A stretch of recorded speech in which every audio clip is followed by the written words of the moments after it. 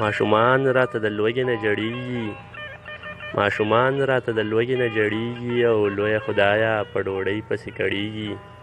او بهر نشم تللی څه وکړم کرفیو ده، بهر نشم تللی څه وکړم کرفیو ده، او په بچیانو مې نهرې دي تېرېږي. او ای خدایه، ای خدایه دا دې څه عذاب نازل کړو، انسانان د انسانانو نه یریږي. او مسافر ټول په دیرو کې بندیوان دي، مسافر ټول په دیرو کې بندیوان دي. او لویه خدایه څومره سختې پرې تېرېږي. او کرونه به مو یا وژني او یا نه، خو ماشومان به مو د لوږې نه مړه کېږي. کرونه به مو یا وژني او یا نه، خو ماشومان به مو د لوږې نه مړه کېږي. او ای مالکه عجیبه کارونه وینم، ای مالکه عجیبه کارونه وینم، او طوافونه د کعبې پکې ودرېږي. او لا د کاڼو باران ونه شي مخلوقه، لا د کاڼو باران ونه شي مخلوقه، او عزتونه بازارونو کې خرڅېږي.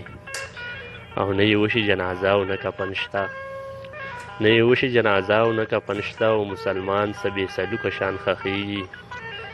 او زما خیال دی رب زمونږ نه خفه دی، دعاګانې زمونږ ځکه نه قبلېږي.